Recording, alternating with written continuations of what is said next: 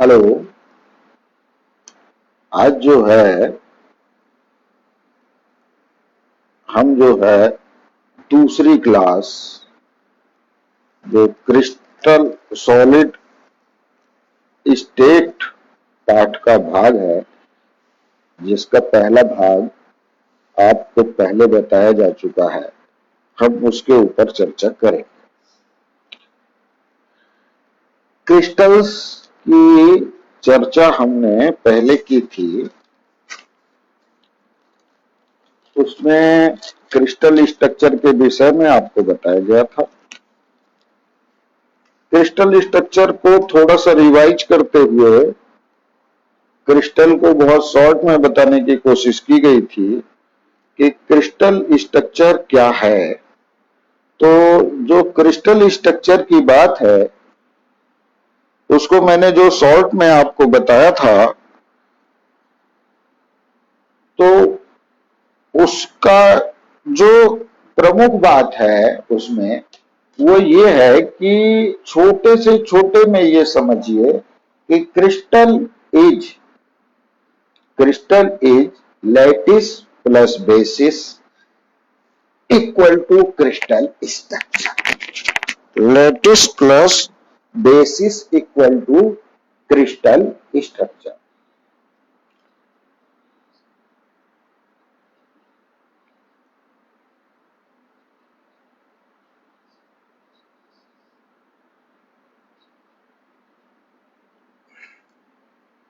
Lattice plus basis equal to crystal structure. अब इसमें जो प्रमुख बात है कि लैटिस क्या है। लैटिस बिंदुओं का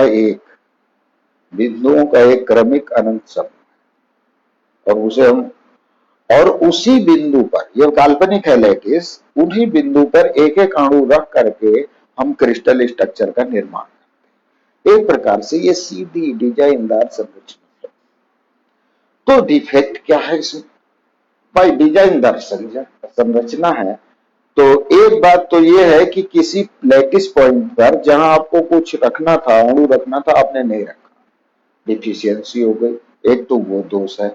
दूसरा अशुद्धि, इंप्योरिटी दोष है कि कोई जो चीज नहीं रखनी थी वो चीज आपने उसमें रख दी। तो इसको हम बोलते हैं इंप्योरिटी का अशुद्धि दोष। तो कभी भी आपको क्रिस्टल डिफेक्ट की बात आती है तो उसकी संरचना की व्यवस्था में अनियमितता अथवा अशुद्धि है।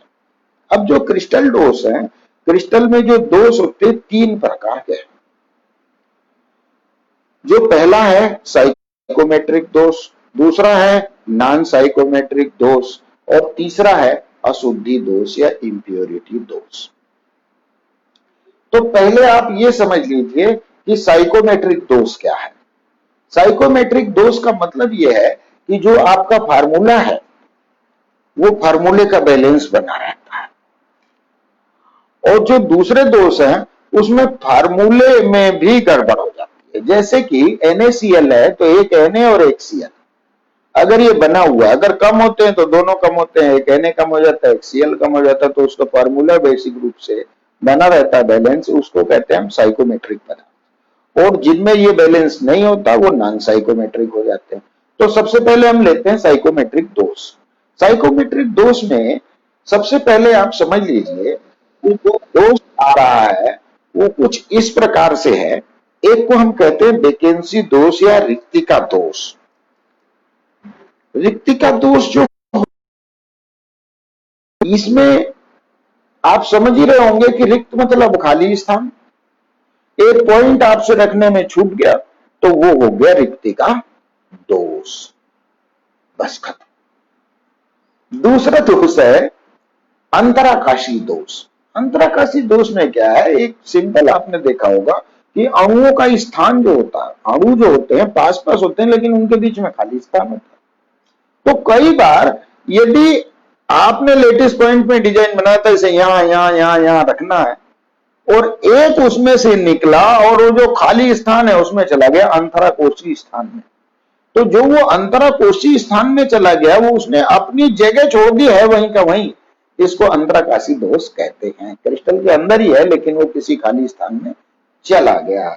दूसरी बात, अब यहां तक ये जो नॉन आयनिक पदार्थ है, सामान्य अणु है, उनके लिए तो ये दोनों दोष हैं, लेकिन एक विशेष प्रकार की समस्या उत्पन्न हो जाती है जब ये आयनिक क्रिस्टल की बात होती है। आयनिक क्रिस्टल में क्या होता है, सबसे पहले स्कॉटी दोष।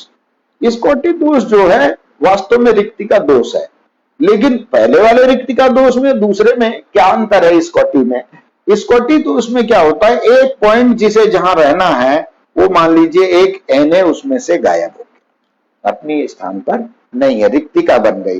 तो आवेश को बैलेंस करने के लिए, आवेश को बैलेंस करने के लिए एक Cl भी उसमें नहीं रहता, तो Na और Cl की साथ साथ रिक्तिका होती है, इसे ही हम कहते हैं स्कॉटी दोष। इसके बाद आ जाइए, दूसरा है फ्रैंकलिन डिफेक्ट या फ्रैंकलिन दोष। फ्रैंकलिन दोष बिल्कुल ऐसा है जैसे कि पहला वाला है,